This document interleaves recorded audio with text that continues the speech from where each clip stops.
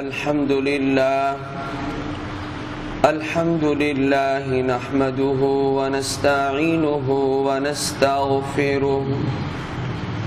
ونستغفره ونؤمن به ونتوكل عليه ونعوذ بالله من شرور أنفسنا ومن سيئات أعمالنا من يهده الله فلا مضل له ومن يضلله فلا هادي له ونشهد أن لا إله إلا الله وحده لا شريك له ونشهد أن سيدنا ومولانا محمدا عبده ورسوله أما بعد فأعوذ بالله من الشيطان الرجيم بسم الله الرحمن الرحيم وما أرسلناك إلا رحمة للعالمين قال النبي صلى الله عليه وسلم فيما يروي عن الله تبارك وتعالى الراحمون يرحمهم الرحمن ارحموا من في الأرض يرحمكم من في السماء صدق الله العظيم وصدق رسوله النبي الكريم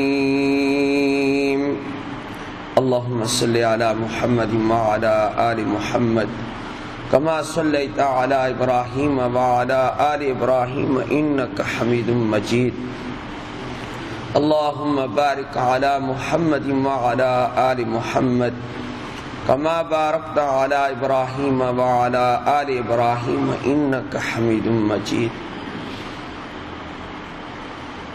اللہ تعالیٰ کے اوصاف میں سے ایک وصف رحمت ہے، اور یہ رحمت اللہ تعالیٰ کو اپنے بندوں میں بھی محبوب ہے۔ یہ جو غضب ہے، شدت ہے، سختی ہے، یہ ایک عارضی چیز ہے جو کبھی کبھار انسان کو اور دیگر مخلوقات کو پیش آ جاتی ہے، لیکن رحمت یہ ہمارے خالق کو بہت پسند ہے۔ اس لیے ہر کام میں شفقت کا پہلو اگر غالب رہے گا تو ہمیں اللہ تعالیٰ کا قرب نصیب ہوگا۔ اگر ہم نے غالب اور اکثر حالت اپنی بنا لی غضب کی اور غصے کی، تو پھر اللہ تعالیٰ کی طرف سے بھی ہمارے لیے سختیاں ہوں گی۔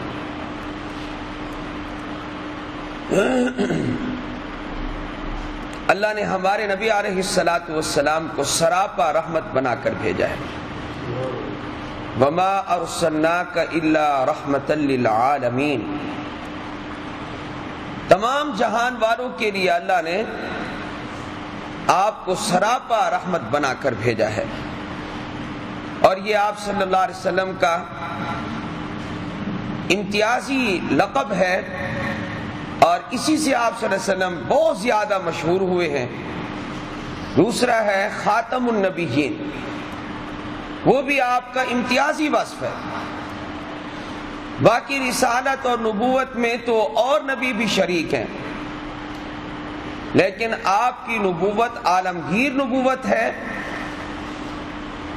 کسی قوم، کسی علاقے کے ساتھ، کسی زمانے کے ساتھ مختص نہیں ہے، تمام زمانوں کے لیے، تمام مخلوقات کے لیے اور تمام قوموں کے لیے تمام انسانوں اور جنات کے لیے اللہ نے ہمارے نبی کو نبی بنا کر بھیجا. اور پہلے انبیاء علیہ السلام کسی قوم کی طرف نبی بن کر آیا کرتے تھے اور ایک خاص وقت کے لیے تشریف لاتے تھے. اللہ جل جلالہ نے رحمت کو بہت پسند کیا ہے. ایک حدیث قدسی ہے جو اللہ کے عرش پر لکھی ہوئی ہے، ان رحمتی سبقت غضبی. باس میں آتا ہے غلبت غضبی، میری رحمت سابق ہے میرے غضب پر. صفت غضب پر صفت رحمت کو اللہ نے غالب کیا ہوا ہے. بندے میں اگر غصہ آئے اور وہ اپنے غصے کو دبا جائے اور بجائے غصے کے اظہار کے اور اس کو نافذ کرنے کے انسان کنٹرول میں اپنے آپ کو کر لے اور شفقت کا اظہار کر دے، اللہ کیا کتنا محبوب ہوگا. قرآن کریم نے کہا ہے والقاظمین الغیظ، فرمایا کہ محسنین کی صفات میں، نیکوکار لوگوں کی صفات میں اللہ تعالیٰ بیان فرما رہے ہیں کہ والقاظمین الغیظ، جو غصے کو دبا جانے والے ہیں، غصے کو پی جانے والے ہیں. خیر المدارس میں جب ہم طالب علم تھے ابھی، اور ویسے تو اصولی طور پر علم کی طلب تو ساری عمر ہی رہتی ہے اور رہنی چاہیے. ایک مرتبہ عصر کی نماز پڑھ کر مغرب تک چھٹی ہوتی ہے، پھر پڑھائی شروع ہو جاتی ہے. تو گیٹ کے باہر ہم کھڑے تھے، میرے ساتھ ایک اور ساتھی بھی تھا. ایسی سڑک سے ایک آدمی گزرا ہمارے سامنے سے. وہ میرے اس ساتھی سے پوچھتا ہے مولوی صاحبان ایک سوال، اس کا جواب دو. تو کچھ لوگوں کو دلچسپی ہوتی ہے سوال سے کہ سوال جواب کریں، اور کچھ لوگوں کو دلچسپی ہوتی ہے مولویوں سے سوال کرنے کے لیے کہ مولویوں سے سوال کیا جائے. تو آج مولوی پکڑے گئے، مولوی نظر آ گئے، چلو ہیں جی ان سے ذرا گپ شپ لگائیں. کبھی یہ سوال سامنے نہیں آیا تھا، پہلے نہ سنا تھا نہ پڑھا تھا. ہم کھڑے تھے، اس نے کہا جی یہ بتاؤ ایک چیز حرام ہے اور اللہ تعالی حکم دیتے ہیں کہ اس کو پی جاؤ، یہ کون سی چیز ہوگی؟ ایک چیز حرام ہے اور اللہ فرما رہے ہیں کہ اس کو پی جاؤ. وہ میرا ساتھی سوچنے لگا اور گھبرا گیا. اس نے کہا میں اب اس کا کیا جواب دوں کہ ایک چیز ہے بھی حرام اور اللہ فرما رہے ہیں اس کو پی بھی جاؤ. اللہ تعالیٰ تو حرام چیز سے روکتے ہیں، حلال کھاؤ، حلال پیو، ہنیہ مریا ہو، اور کلوا من طیبات ما رزقناکم، پاکیزہ حلال چیزیں کھاؤ. تو اللہ تو حلال کا ذکر کرتا ہے، حلالا طیبا، حلال اور طیب چیزیں کھاؤ. تو کون سی ایسی چیز ہوگی کہ جو حرام بھی ہے اور اللہ حرام ہونے کے باوجود فرما رہے اس کو پی جاؤ؟ اس نے کہا مجھے تو اس کا جواب نہیں آتا. اور ساتھ ہی اس نے کہا کہ آپ کیوں پوچھ رہے ہیں، آپ کو کیا ضرورت پیش آئی ہے؟ اس نے کہا میری بہن نے یہ سوال میرے ذمہ لگایا ہے کہ یہ کسی سے پوچھ کے آنا، تو تم مولوی نظر آ گئے ہو اس لیے میرے دل میں آیا کہ ان مولویوں سے میں پوچھوں یہ سوال. تو اے مولویوں تم بتاؤ اس کا جواب کیا ہے؟ اب گفتگو وہ میرے ساتھی سے کر رہا تھا، تو وہ مولوی تھا تو میں بھی اسی جنس میں شامل ہوں، میں بھی مولوی ہی ہوں. تو اتنے میں مجھے سوچنے کا موقع مل گیا. سوچتے سوچتے اچانک ذہن میں یہ بات آئی. میں نے کہا ایک چیز ہے کہ حرام ہونے کے باوجود اللہ فرماتے اس کو پی جاؤ، اس نے کہا وہ کون سی چیز ہے؟ میں نے کہا وہ ناجائز غصہ ہے جو اللہ تعالیٰ فرماتے ہیں اس کو پی جاؤ، حرام ہونے کے باوجود اللہ فرماتے ہیں اس کو دبا جاؤ۔ اس نے کہا یہ جواب بالکل صحیح۔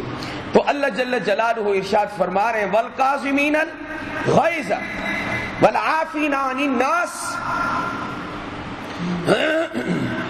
اللہ کو رحمت اور شفقت بہت پسند ہے۔ امام قرطبی رحمت اللہ علیہ ارشاد فرماتے ہیں کہ ایک مرتبہ ام المومنین حضرت عائشہ صدیقہ کائنات الصدیقہ بنت الصدیق رضی اللہ تعالی عنہا کو آپ علیہ السلام نے حکم دیا کہ اونٹ تیار کرو، میں نے سفر پر جانا ہے، اس کے اوپر جو کپڑا ڈالا جاتا تھا وہ کپڑا ڈال دو، اس کو تیار کرو، میں نے سفر پہ جانا ہے۔ حضرت ام المومنین عائشہ صدیقہ رضی اللہ تعالی عنہا نے جو مناسب تیاری تھی سواری کی وہ شروع کر دی۔ اس موقع پر آپ علیہ السلام نے کیا ارشاد فرمایا؟ آپ نے فرمایا اے عائشہ نرمی کرنا اونٹ کے ساتھ، اونٹ کے ساتھ نرمی کرنا۔ آپ دیکھو ہمارے نبی علیہ الصلوۃ والسلام صرف انسانوں کے ساتھ شفقت نہیں کرتے تھے بلکہ جانوروں کے ساتھ بھی شفقت فرمایا کرتے۔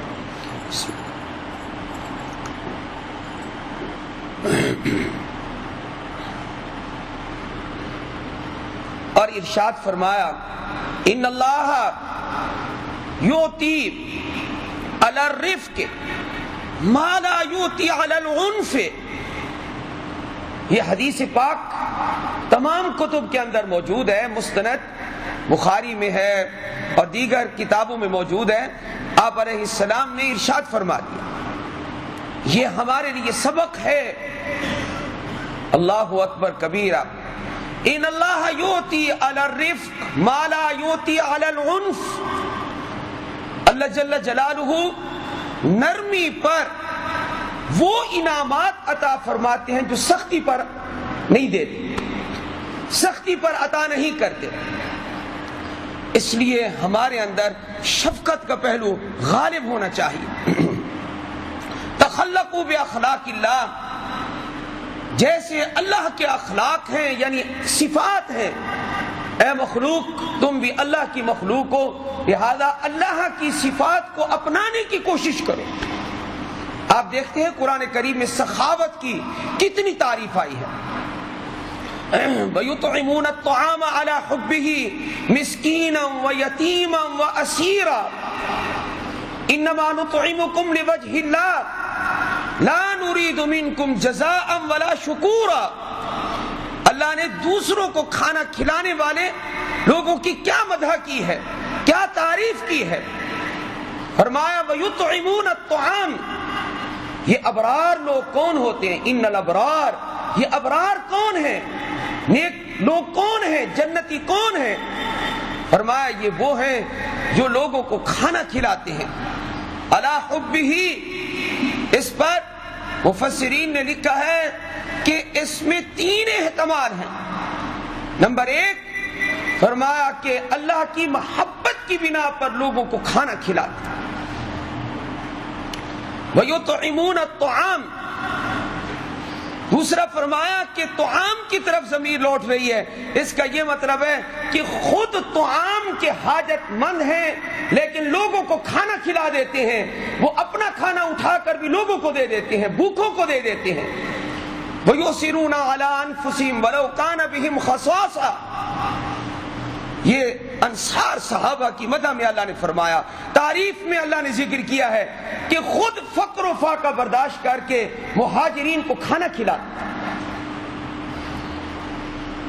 اور تیسرا مطلب علماء نے یہ لکھا ہے، فرمایا کہ یطعمون میں اطعام مصدر اس کی طرف ضمیر لوٹتی ہے۔ اب اس کا معنی یہ ہو جائے گا، فرمایا وَيُطْعِمُونَ الطَّعَامَ، ان کو کھانا کھلانا یہ محبوب ہے اور پسند ہے۔ اس لیے وہ اس عمل کو کرتے ہیں۔ تو دیکھو اصل تو کھانا کھلانے والا اللہ ہے، لیکن بندے نے ایک معمولی سا نظم کیا ہے، لوگوں کو بلایا ہے، ان کی دعوت کی ہے کہ آؤ کھاؤ، تو اللہ کو کتنا پسند آیا کہ میں ساری مخلوق کو کھلاتا ہوں، آج میرے دیے ہوئے میں سے یہ لوگوں کو کھلا رہا ہے۔ وَيُطْعِمُونَ الطَّعَامَ، عرب کتنا خرچ کرتے ہیں، مسجد نبوی میں کتنے دسترخوان لگتے ہیں، حاجی صاحب بیٹھے ہیں اور بہت سارے حاجی ماشاءاللہ بیٹھے ہیں، یہاں پر دیکھ کر آئے رمضان المبارک میں جتنا وہ خرچ کرتے جاتے ہیں اللہ اور زیادہ ان کو عطا فرماتا۔ وَمَا أَنفَقْتُم مِّن شَيْءٍ فَهُوَ يُخْلِفُهُ، جو بھی خرچ کرو گے اللہ اس کا نعم البدل تمہیں عطا فرمائے۔ یہ قرآن کا فیصلہ ہے۔ تو دیکھیے رحمت اور شفقت والے کام اللہ کو بڑے پسند ہیں۔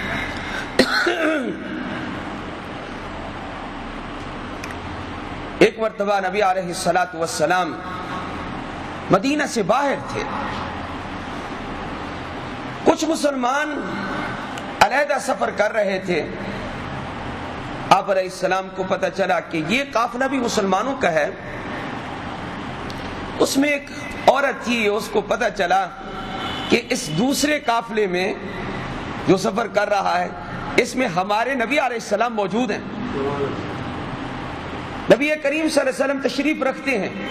وہ عورت آ گئی اور آ کر کیا کہنے لگی، اللہ اکبر کبیرہ، اپنے بچے کو لے کر آ گئے، یہ میرا بچہ، ادھر آگ بھی جل رہی تھی، یہ میرا بچہ، میں تو اس کو پسند کبھی نہیں کروں گی کہ میں اس کو آگ میں ڈالوں،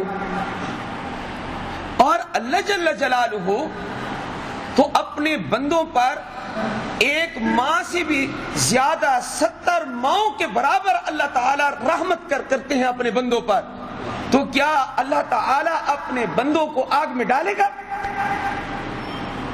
نبی علیہ السلام نے سر جھکا لیا اور آپ صلی اللہ علیہ وسلم رونے لگے، کیونکہ اللہ کی رحمت تو اتنی زیادہ ہے کہ وہ جس کو چاہے، زانی کو، شرابی کو، جس کو چاہے کلمے کی وجہ سے، ایمان کی وجہ سے اگر یہ کہہ دے میں نے تیرے سارے گناہ معاف کر دیے، تو اللہ سے کون پوچھ سکتا ہے؟ لا يسأل عما يفعل وهم يسألون، وہ سب کو معاف کر سکتا ہے، بڑے بڑے گناہگاروں کو معاف کر سکتا ہے۔ تو اللہ جل جلالہ کی رحمت غالب ہے اس کے غضب پر۔ میں نے حدیث قدسی پڑھی ہے آپ کے سامنے، اور ایک نسبت سے پڑھی ہے، وہ نسبت بھی بڑی عجیب ہے، وہ جو علماء حضرات ہیں وہی سمجھتے ہیں۔ پرانے علماء کا ایک طرز چلا آ رہا ہے کہ جب وہ کسی اپنے سے چھوٹے عالم کو یا اپنے برابر صاحب طلب کو اجازت حدیث دیتے تھے تو وہ یہ حدیث پڑھا کرتے تھے۔ مسجد قباء کے اندر بھی اور یہاں پاکستان میں بھی ہمارے بزرگان دین کا یہی طریقہ میں نے خود بھی دیکھا ہے، سنا بھی ہے، وہ یہ حدیث قدسی پڑھ کر حدیث کی اجازت دیتے۔ حدیث قدسی وہ ہے جس میں نبی علیہ السلام قول کی نسبت اللہ تعالیٰ کی طرف کر دیں کہ اللہ تعالیٰ نے فرمایا۔ اللہ جل جلالہ کیا ارشاد فرماتے ہیں؟ فرمایا الراحمون یرحمہم الرحمن۔ سبحان اللہ، کیا اللہ تعالیٰ نے اس حدیث میں ارشاد فرمایا وہ لوگ جو رحمت کرنے والے ہیں، الراحمون، جو لوگ رحمت والے ہیں، رحمت کرنے والے ہیں، دوسروں کے ساتھ شفقت سے پیش آنے والے ہیں۔ اللہ کیا ارشاد فرماتے ہیں؟ اللہ یہ نہیں ارشاد فرماتے کیا میں ان پر رحمت کرتا ہوں، بلکہ اپنی صفت ذکر کی یہاں پر بھی رحمان کی، فرمایا جو دوسروں پر رحمت کرنے والے ہیں، یرحمہم الرحمن، سب سے بڑی ذات اللہ کی جو رحمان ہے وہ رحمت کرنے والوں پر رحمت فرماتی ہے۔ اللہ رحمت کرتا ہے رحمت کرنے والوں پر، الراحمون یرحمہم الرحمن، اور آگے حکم بھی دے دیا کیا ارحموا من فی الارض، اس جملے پر آپ ذرا توجہ کریں گے سارے حضرات، کیونکہ حدیث پاک ہے، ہمیں کس سے لمبے چوڑے تو آتے نہیں، نہ ہم یاد کرتے ہیں، ہم یہ چاہتے ہیں کہ حدیث پاک قرآن کی آیت کا کوئی ترجمہ، کوئی مطلب آپ حضرات تک پہنچا دیں۔ ارحموا من فی الارض، یہ اسی حدیث قدسی کا حصہ ہے۔ اللہ جل جلالہ ارشاد فرماتے ہیں ارحموا، رحم کرو تم، من فی الارض، ان پر جو زمین میں ہیں، زمین والوں پر تم رحم کرو۔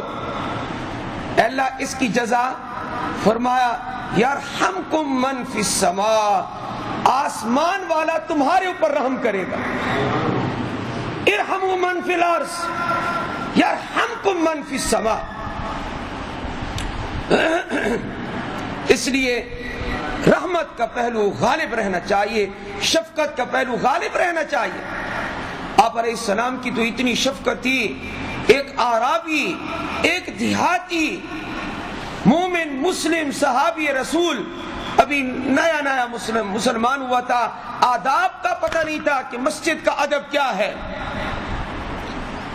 وہ جو آیا مسجد میں تو اس کو زور سے پیشاب آیا، اس کا پیشاب وہیں خارج ہو گیا مسجد نبوی میں۔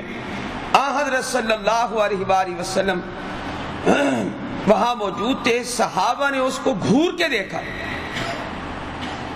کہ یہاں یہ پیشاب کر رہا، اس کو اتنا بھی پتہ نہیں ہے، باہر چلے جاتے۔ آپ صلی اللہ علیہ وآلہ وسلم نے منع کر دیا، فرمایا کچھ نہ کرو۔ واقعتاً یہ بڑی حکمت کی بات تھی، اس وقت اگر روکتے تو دو خرابیاں پیدا ہو جاتی، ایک یہ ہے کہ وہ پیشاب کو روکتا خود اس کو تکلیف ہو جاتی، دوسرا یہ ہے کہ وہ اس حالت میں اگر چلتا تو وہ پیشاب پھیل جاتا، اب تو وہ نکلنا شروع ہو گیا، وہ پھیل جاتا وہ۔ اس لیے آپ صلی اللہ علیہ وسلم نے صحابہ کو اس حالت میں منع کیا کہ تم اس کو کچھ نہ کہو۔ اس کے بعد آپ علیہ الصلوۃ والسلام نے پانی کا ڈول منگوایا اور وہ ڈول پانی کا اس کے اوپر آپ نے ڈال دیا، پانی سے وہ بہہ گیا، فرمایا کہ مسجد پاک ہو گئی۔ لیکن حضور اکرم صلی اللہ علیہ وآلہ وسلم نے جو تعلیم تھی وہ تعلیم آپ نے اس کو بعد میں دی، تو یہ آپ صلی اللہ علیہ وسلم کی شفقت ہے، یہ رحمت ہے۔ تعلیم بھی جاری، لیکن جس وقت جسمانی نقصان پہنچ رہا تھا یا پہنچنے کا خطرہ تھا، اس وقت آپ صلی اللہ علیہ وسلم نے منع نہیں کیا کہ اب تو شروع ہو گیا اس کا یہ عمل، شروع ہونے سے پہلے یا تو سمجھایا جاتا ہے یا پھر بعد میں اس کو سمجھا لیں گے، لیکن اس وقت تو اس کو تکلیف ہوگی۔ یہ شفقت ہے، یہ رحمت ہے نبی علیہ الصلوۃ والسلام کی۔ ایک اونٹ آتا ہے اور آپ کے قدموں پہ یہ اپنا منہ رکھ دیتا ہے، آپ علیہ الصلوۃ والسلام نے فرمایا اس کے مالک کو بلاؤ۔ اس کے مالک کو بلایا گیا، یہ تیرا اونٹ ہے؟ جی۔ یہ تو مجھ سے شکایت کر رہا ہے، کام زیادہ لیتا ہے میرا مالک اور کھلاتا پلاتا کم ہے۔ آپ علیہ السلام نے فرمایا نرمی کیا کرو، جانوروں کے ساتھ شفقت کیا کرو، نرمی کیا کرو۔ آپ حضرات کو ویسے اس پہ اچھمبت نہیں ہونا چاہیے، تعجب نہیں ہونا چاہیے کہ اونٹ کی بولی ہمارے نبی علیہ السلام نے سمجھ لی۔ اونٹ تو کتنا بڑا جانور ہے، اور قرآن کریم میں آتا ہے کہ چھوٹی سی چونٹی، سورہ نمل میں آتا ہے کہ حضرت سلیمان علیہ السلام کا لشکر 3 میل ابھی دور تھا، کہ چونٹیوں کی جو سردار تھی وہ اپنی چونٹیوں کو کہنے لگی یا ایھا النمل ادخلوا مساکنکم، اے چونٹیوں تم اپنی بلوں میں داخل ہو جاؤ، اپنی سوراخوں میں داخل ہو جاؤ۔ لا یحطمنکم سلیمان وجنودہ وہم لا یشعرون، کہیں ایسا نہ ہو کہ سلیمان علیہ السلام اور اس کا لشکر تمہیں روند ڈالے، تمہارے ننھے ننھے وجود ہیں، لشکر آئے گا تم پس جاؤ گی، اپنی بلوں میں داخل ہو جاؤ۔ اب یہ کون کہہ رہی ہے؟ وہ چونٹی۔ اللہ نے ہوا کو حکم دیا، اللہ نے ہوا کو حکم دیا یہ چونٹی کی آواز، اللہ اکبر کبیرہ، یہ چونٹی کی آواز میرے پیغمبر سلیمان علیہ السلام کے کان تک پہنچا دے۔ وہ ہوا نے آواز کو اٹھایا. یہ ہماری جو آواز ایک دوسرے تک پہنچتی ہے، یہ لکھا ہے حضرات نے، یہ ہوا کے ذریعے پہنچتی ہے. میری آواز آپ تک پہنچ رہی ہے، آپ کی یہ دوسروں تک پہنچے گی تو یہ ہوا کے ذریعے پہنچتی ہے. تو کہا کہ یہ آواز، چونٹی کی آواز اور گفتگو میرے پیغمبر سلیمان علیہ السلام کے کان تک پہنچا دے. ہوا نے وہ آواز پہنچا دی. اگلی بات تو میں بعد میں کروں گا. علماء نے لکھا ہے کہ جب ہم ہفتہ، اتوار، سوموار، منگل، بدھ اور جمعرات کا دن ہم درود پڑھتے ہیں، فرشتے پہنچاتے ہیں. لیکن جمعرات کی رات اور جمعہ کا دن جو ہم درود پڑھتے ہیں، یہ ہمارا درود ہماری آواز کے ساتھ نبی علیہ السلام خود سنتے ہیں. اب بڑا اشکال ہوگا کہ ہزاروں میل نبی علیہ السلام دور ہیں، ہمارا وہ گڑبڑ عقیدہ تو ہے نہیں. کون سا گڑبڑ عقیدہ؟ کہ اللہ ہر جگہ حاضر ناظر ہے، اللہ کے علاوہ تو ہر جگہ حاضر ناظر کوئی ذات نہیں ہے. میں بھی حیران تھا کہ علماء نے یہ کیسے لکھا ہوگا. تو علماء نے یہی مثال دے کر کہا، کیا فرمایا کہ عام دنوں میں تم درود پڑھتے ہو، فرشتے لے کر جاتے ہیں کہ جناب فلاں بیٹا فلاں کا، اس نے آپ کے امتی نے آپ پر درود بھیجا ہے، آپ پر سلام بھیجا ہے. ہم تو ہر نماز میں حضور پر درود بھیجتے ہیں. نماز میں ہم کیا کہتے ہیں؟ السلام علیکم ایھا النبی، اور آگے درود ابراہیمی بھی پڑھتے ہیں. لیکن یہ کیسے ہوگا کہ جمعرات کو اور جمعہ کے دن کو حضور علیہ السلام خود سنے؟ فرمایا کہ اگر ہوا یہ آواز اٹھا کر چونٹی کی وہ پیغمبر سلیمان علیہ السلام کے کان تک پہنچا سکتی ہے، تو ممکن ہے کہ اللہ تعالی ہماری ہی آواز کو ہوا کے ذریعے ہمارے نبی کے مبارک کانوں تک پہنچا دے. یا ایھا النمل ادخلوا مساکنکم.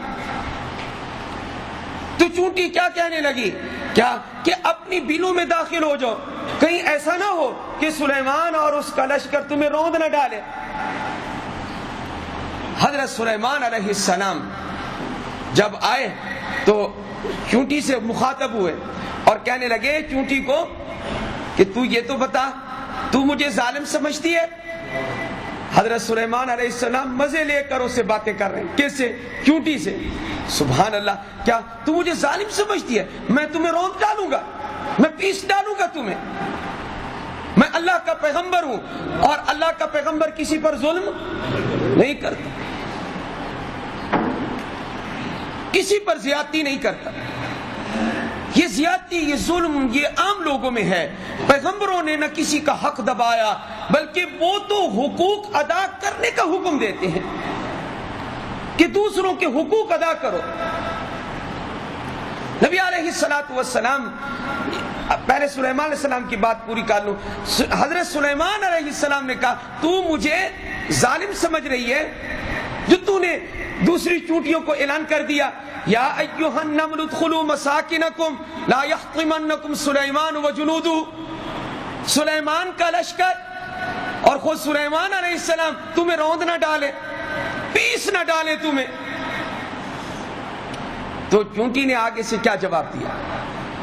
چونٹی نے بڑا پیارا جواب دیا.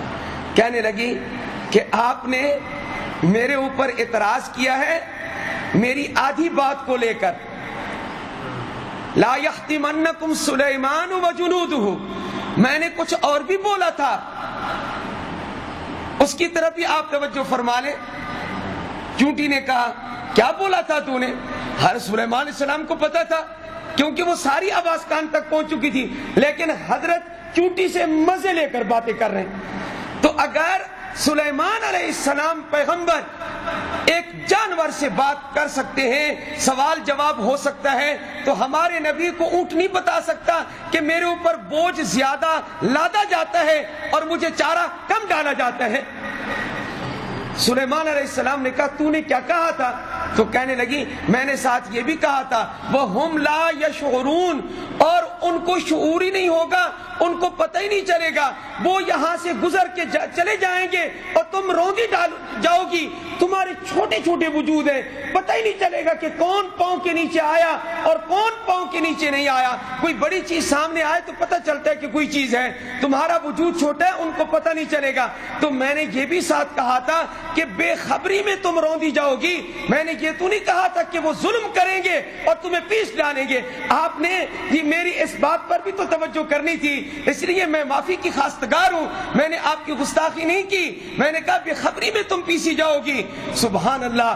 حضرت سلیمان علیہ السلام کو اللہ کی ہر نعمت پر فتبسم ضاحكا من قولها, ہنس پڑے اس کی بات سن کر. وقال رب اوزعنی ان اشکر نعمتک التي انعمت علی وعلی والدی. اے میرے پروردگار, یہ بولیاں, یہ چونٹی کی بولی, یہ منطق الطیر, یہ پرندوں کی بولیاں جو تو نے مجھے عطا کی ہیں اور کسی کو تو نے نہیں دی, آج یہ میرا امتیاز ہے. اے پروردگار, جو نعمتیں تو نے میرے اوپر کی ہیں اور میرے والدین پر کی ہیں, مجھے توفیق عطا فرما کہ تیری ان نعمتوں کا میں شکر ادا کروں, نعمتوں کا شکر ادا کروں. اعملوا آل داود شکرا. شکر بڑی چیز ہے. تو بات چلی تھی رحمت سے, رحمت کی بات سے یاد آ گئی, نبی علیہ السلام کی دعا لینا چاہتے. میں نے اپنے درس میں کئی مرتبہ یہ حدیث بیان کی ہے. نبی علیہ السلام نے ایک مرد کے لیے دعا کی ہے رحمت کی, اے اللہ اس پر رحمت فرما. پہلے تو آپ یہ بتائیں کہ آپ حضرات نبی علیہ السلام کی دعا کو لینا چاہتے ہیں یا نہیں؟ کون ہے جو نہ لینا چاہتا؟ سب لینا چاہتے ہیں. تو آئے میں آپ کو حدیث سناتا ہوں. رحم اللہ عمران صلی اربعا قبل العصر. نبی علیہ السلام نے فرمایا اللہ رحم کرے اس شخص پر, اس مرد پر جو عصر کی نماز سے پہلے, فرضوں سے پہلے آ کر 4 رکعت نماز پڑھے, یعنی سنت پڑھے 4 رکعت عصر سے پہلے. مجھ محمد کی دعا ہے اللہ اس پر رحمت فرمائے. رحم اللہ عمران صلی اربعا قبل العصر. اور کہاں سے رحمت ملتی ہے؟ ذرا قرآن کریم میں پڑھ لو. وَإِذَا قُرِئَ الْقُرْآنُ فَاسْتَمِعُوا لَهُ وَأَنصِتُوا لَعَلَّكُمْ تُرْحَمُونَ. جب قرآن پڑھا جائے کان لگا کر سنو, توجہ سے سنو, خاموش رہو, تم پر رحم کیا جائے گا. لعلکم ترحمون, تاکہ تم پر رحم کیا جائے. تو قرآن کریم سننے اور پڑھنے سے بھی اللہ کی رحمت نازل ہوتی ہے. عصر سے پہلے والی سنتیں پڑھنے سے بھی اللہ کی رحمت نازل ہوتی ہے. اور 2 مسلمان آپس میں لڑے ہوئے ہوں, ان کے درمیان میں صلح کراؤ تو قرآن کریم کی آیت پڑھو, انما المؤمنون اخوہ فاصلحوا بین اخویکم واتقوا اللہ لعلکم ترحمون. سب مومن بھائی بھائی ہیں. یہ فرمایا ان کے درمیان صلح کرا دو. اگر لڑے ہوئے بھی ہوں, اور صلح کرانے میں کہ جانب دارانہ فیصلہ نہ کرنا بلکہ اللہ سے ڈرتے رہو, ایسی بہترین صلح تم کرو لعلکم ترحمون, تاکہ تم پر رحم کیا جائے. تو صلح کرانے والوں پر اللہ کی رحمت نازل ہوتی. تو کتنے اعمال میں نے ذکر کر دیے.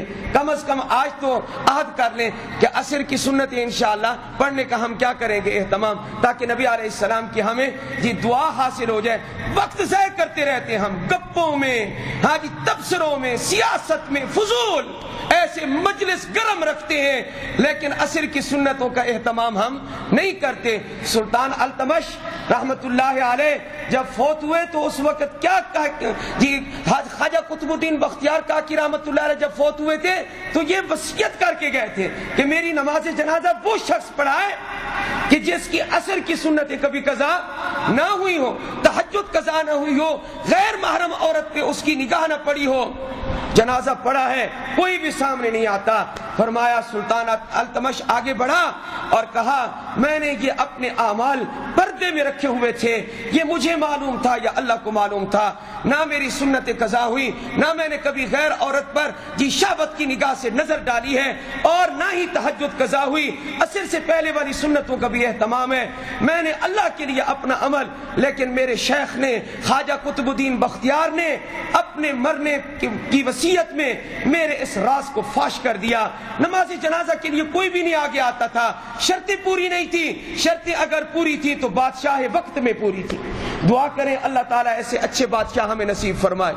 ہمارے اندر ایک کمی ہے، کوئی مل ہے، کوئی اچھی نوکری ہے، یعنی کوئی اچھی آمدنی ہے، ہم اس حالت میں اللہ کو بھول جاتے ہیں۔ نہیں، بلکہ اللہ جتنی نعمتیں زیادہ دے آدمی کو نیکی میں آگے بڑھنا چاہیے، اللہ کا شکر زیادہ ادا کرنا چاہیے۔ اللہ ہم سب کو توفیق عطا فرمائے۔ وآخر دعوانا ان الحمد للہ رب العالمین۔